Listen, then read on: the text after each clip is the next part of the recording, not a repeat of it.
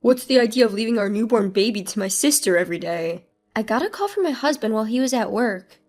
I couldn't help but be surprised at the anger in his usually mild-mannered husband's voice. I quickly clarified the situation to clear up the misunderstanding. Huh? Our daughter is sleeping at home. Huh? My husband raised his voice in surprise. One question led to another, and we both were left puzzled. I'll ask my sister-in-law for the truth. I decided to contact my sister-in-law, and a shocking truth was revealed. My name is Linda. I've been married for 3 years to my husband, Bob, who is 1 year older. We were recently blessed with our first child.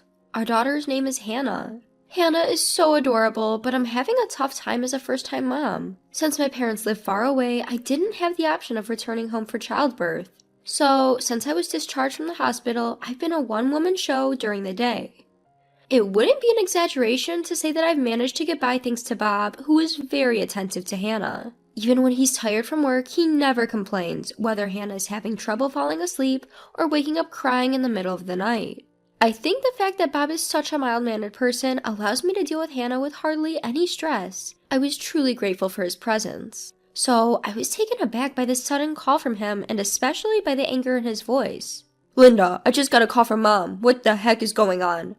Huh? Your mom? What do you mean? What's the idea behind leaving your newborn with Marissa every day? Mom has a bad back, and apparently Marissa has been taking care of everything all by herself. What? I couldn't keep up with the sudden introduction of my sister-in-law and the word newborn. Marissa is my sister-in-law, Bob's sister. She lives about a 15-minute walk away at her parents' house, where she lives with them. She is flexible because she works from home and takes care of her mother. My husband continued his criticism. How can you just leave a baby who's only 3 weeks old? I'd be too worried to do that. Marissa has never taken care of a baby. I understand that you're exhausted after giving birth, but at least consult with me before you leave her with Marissa. His anguish cry made me realize that this was no ordinary situation. Hold on, I have no idea what you're talking about. Marissa is taking care of a newborn? And why did your mom call you? Why do I need to consult with you? What do you mean, why? You've been leaving Hannah with Marissa, haven't you? It's been almost 2 weeks. Marissa hasn't complained because she doesn't want to ruin her relationship with you, but Mom couldn't stand it and called me. I was shocked at Bob's words. It was a story I had no memory of. Because my daughter is right in front of me right now. I had a lot of questions, but I felt it was more important to clear up the misunderstanding first, so I responded immediately. Huh? Our daughter is sleeping at home. She's right in front of me now. Huh? Bob's voice, which had been filled with surprise until a moment ago, raised in astonishment again. What do you mean? I'm as baffled as you are. In fact, I was told it's best not to take newborns out too much, so I haven't really been anywhere besides medical checkups. So, I haven't even been to your family home, and I haven't seen Marissa since she came to visit us after the birth. Huh? Then whose baby is Marissa looking after? I wish I knew. Why would Marissa lie about taking care of my baby? One question just seemed to lead to another. As we both scratched our heads, the chime announcing the end of the lunch break rang over the phone. When I heard the chime, I made a decision. I'm going to reach out to Marissa. I want to understand why she might lie. If she's mistaken and thinks she's taking care of her Hannah, that's a real problem. I'll call Mom too, and, Bob paused before apologizing. Sorry for doubting you. I was just so worried about Hannah. It's okay, you are worried for Hannah, right? Besides, when I told you she's right here, you didn't question it, you believed me. After ending the call, I immediately dialed my sister-in-law's number. Marissa, it's been a while. Do you have a minute? There's something I want to ask. Linda, I have something to say too. Bob and Marissa are close in age. That's why Marissa, despite my sister-in-law, is the same age as me. Marissa and I have always gotten along well since I was dating Bob. We even used to go out together. So I couldn't help but wonder why she hadn't mentioned anything about the situation to me. I couldn't understand why she would lie like that. Well, this is a good time. I just heard from Bob, Marissa. What do you mean you're looking after Hannah? I've never left Hannah with anyone. Huh? Following Marissa's surprised voice, I could hear a baby crying. Apparently, she is indeed caring for a baby. Listening to Marissa's voice, I had a hunch. Marissa wasn't lying. She truly believed she was caring for Hannah. To clear up Marissa's misunderstanding, I started to explain the situation. Hannah's right here with me, sleeping soundly. I really don't understand what's going on, but how did you end up with a baby, Marissa? And why did you think the baby was Hannah? Marissa responded to my question. Last week, Dad just dropped a baby off with me. He said Linda seems to be having a tough time on her own, so you should help her with her baby. My father-in-law? I couldn't help but raise my voice at this astonishing revelation. Then Marissa dropped another bombshell. Yeah, I was so scared because I've never cared for a baby.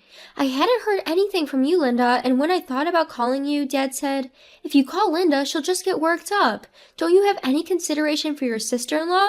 I also have a job to do even when I'm home. It seemed that all of this started with my father-in-law's lie, but it wasn't clear who the child my sister-in-law was caring for was. I thought asking my father-in-law would clear things up, so I asked Marissa if he was home. However, it seems he's out right now. Lately, he comes back home in the late evening, picks up the child she's been looking after, saying he's going to return her to Linda, and then leaves again. And apparently, he comes back in about 20 to 30 minutes. Frustrated that my father-in-law was using me and my daughter to lie, I felt like confronting him directly. I get it, I'll need to talk with Bob, but we might come over tonight, I said and hung up the phone. I emailed my husband about what I heard from his sister. I think it's better to ask Dad directly, was the reply, so when Bob got home, we headed over to my in-laws. On the way, Bob shared the conversation he had with his mother. Mom was pretty upset too. To find out that the child she thought was her grandchild wasn't, that's a big shock, ain't it? I didn't think Hannah's first meeting with everyone would be like this. It's complicated. His mother had a bad back, so she hasn't met our daughter yet. I was hoping to introduce Hannah as soon as she was ready to go out after a month, but instead, I'm upset that we're having to introduce her during such a mess. When we arrived at my in-laws, my mother-in-law and sister-in-law were there, both looking bewildered. As we came in, Marissa opened her mouth. Bob, Linda, Dad said he was going to return the child we've been looking after, but he hasn't come back yet. I understand. Mom, despite the circumstances, this is our daughter, Hannah. Bob introduced our daughter, and I moved Hannah closer to my mother-in-law. Seeing Hannah, my mother-in-law's face softened. She's adorable. She looks just like Bob when he was born. I'm so glad to finally meet her. And Linda, you've done so well. I'm sorry you've been caught up in all this. It's okay. I'm just as confused as everyone else. As I said that, Marissa continued. I don't understand it either. Who is this child Dad has been looking after? I don't know why he's lying, and I've been working so hard thinking that child was Hannah. He should consider how I feel too. Like me, Marissa seemed frustrated with our father-in-law. Trying to lighten the mood, Bob interjected. Before that, Marissa, you've met Hannah. You should have noticed it's a different baby.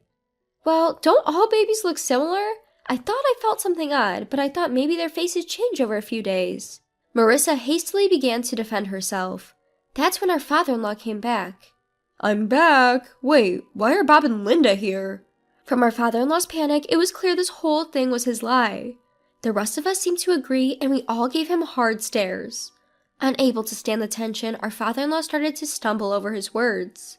Ah, Linda, it's been a while. What brings you here? Did you leave something here? Marissa, what are you doing? I told you to check for forgotten items. I was furious at our father-in-law for using me and my daughter's names to lie and then blaming Marissa. I subconsciously gripped my daughter tighter. Both my husband and my sister-in-law seemed to feel the same way, their fists shaking with tension. The first to speak was me. Dad, are you seriously saying that? Don't you think it's a bit too shoddy, even for you? What do you mean? My father-in-law was taken aback by the anger in my voice. That's when my husband and sister-in-law joined in. Dad, explain yourself. Linda has never babysat Hannah. Why would you lie like that? There must be a reason for someone to babysit a stranger's newborn, right?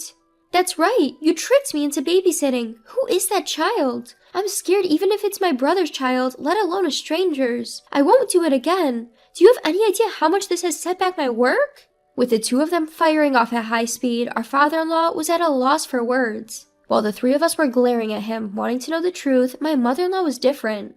She turned pale, muttering, No way, you're not still involved with her. At my mother-in-law's words, my husband, sister-in-law, and I were stunned. My father-in-law was breaking out in a cold sweat. What do you mean? Even now, he was trying to play dumb, but my usually gentle husband had had enough. Dad, cut the crap. You've been playing dumb this whole time. You think you can get away with this? We know you've been lying about everything. Just tell the truth. Wait, Bob, calm down. Dad, you've been using Linda and Hannah to cover up your lies, and you owe Marissa an apology. Taking care of a newborn is a big responsibility, even if it's your own child. Imagine how stressful it must have been for Marissa, who's never even raised a child before. Once he started, my husband couldn't stop. Despite everything our father-in-law was saying, my husband didn't let up. Perhaps realizing he couldn't avoid it any longer, my father-in-law sighed softly. And then he confessed to the unbelievable truth. That child is mine. At our father-in-law's words, my husband lost all of his momentum, his mouth hanging open in shock. Marissa and I were also stunned into silence. The one who broke the silence was my mother-in-law. Her voice was trembling and her eyes were wet. I knew it, you're still involved with her. I was a fool to forgive you back then. Back then? My husband asked, confused. In response to his question, our father-in-law's face turned even paler. Ignoring him, my mother-in-law started explaining. He had an affair. It was around the time you two were getting married, so about 3 years ago? He promised me he would never do it again, so I forgave him. But now, that's why I thought Hannah looked a bit like Bob. She's his blood after all. I thought she was my real grandchild. Unable to hold back any longer, my mother-in-law started to cry. Seeing her like this, I could feel my anger towards my father-in-law rising. My husband regained his momentum and started to lash out at our father-in-law. You're the worst, Dad. You didn't just lie to us, you betrayed Mom twice. How could you do such a thing? I can't believe that a person like you is our father. Bob's shout was followed by Marissa. What do you mean by my child? Are you kidding me? You had a child with your mistress and left it with me? I can't believe it. How can you calmly do such a thing? It's too disgusting. I don't want to see your face ever again. Despite the harsh words from his own children, father-in-law just chuckled and said, Calm down. There's nothing we can do about what's already happened. The mistress didn't want to marry me or anything like that. She just didn't have any money, so she had to work. In the meantime, I had to take care of the child. I couldn't bear the sight of my father-in-law laughing and saying these words. Stop it, you worthless man. What you did isn't a laughing matter. A person has been born. Do you understand the gravity of that at your age? When I, who had been silent all along, raised my voice, my father-in-law seemed to lose his footing and fell on his rear end right there, but no one offered to help. Instead, Bob and Marissa started hurling insults.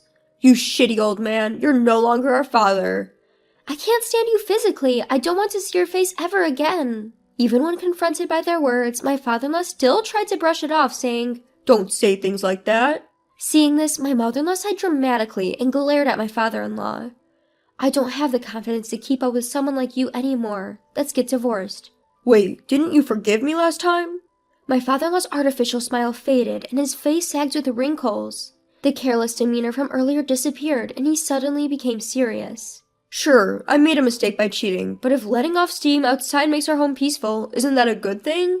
Besides, how are you going to survive without me? You've always been a housewife. You probably don't have any money, right? As my father-in-law clung to my mother-in-law's feet and said this, I watched him with cold eyes. When I glanced over, my husband and sister-in-law were also giving my father-in-law the same look. Everyone in the room was fed up with my father-in-law. My sister-in-law shouted out with anger. I'll take care of Mom, so we'll be fine without you. How are you planning to live? You've always relied on Mom for everything from meals to laundry. Are you sure you'll be okay on your own now? Marissa's words clearly upset my father-in-law. He looked at my mother-in-law with pleading eyes. You wouldn't abandon me, would you? We've been together for decades. You can't imagine life without me, can you? However, my father-in-law's hopes were quickly dashed. My mother-in-law shook off his arm that was clinging to her leg.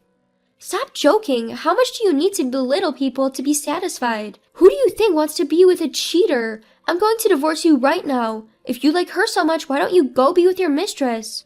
What? Wait, let's talk. We can work it out. That woman was just a fling. The only one I love is you. My father-in-law, clinging to my mother-in-law, is once again the target of my sister-in-law's angry voice. Enough! Talking to someone who has no intention of reflecting on their actions is pointless. We're leaving this place soon. Of course, Mom is coming with us. Until we're gone, Dad, you better not come home. I never want to see your face again. Now scram! With that, Marissa tries to forcefully usher my father-in-law outside. Even then, my father-in-law didn't budge, so ultimately, Bob had to physically drag him out. Please wait. Give me another chance. Just one more. My father-in-law was shouting this until the end, but no one paid any attention. Afterwards, as Marissa had predicted, my father-in-law's life became a mess, unable to do even basic chores. Unable to endure living in his increasingly cluttered and dirty house, he tried to rely on his mistress, but it seemed she turned him away at the door. The mistress apparently has no intention of marrying my father-in-law either. Since there was no one left to look after the children, the mistress became unable to go to work, and with no income, she started demanding that my father-in-law compensate for the alimony. Currently, they are even going to court to dispute matters such as child support. Meanwhile, my sister-in-law and mother-in-law moved to an apartment not far from our house. As more than a month has passed since the birth, I've started visiting them with Hannah more frequently. I've continued my friendly relationship with Marissa as if nothing has changed, and my relationship with my mother-in-law is also good. From now on, I plan to do my best to raise my daughter with the help of my husband, my sister-in-law, and my mother-in-law.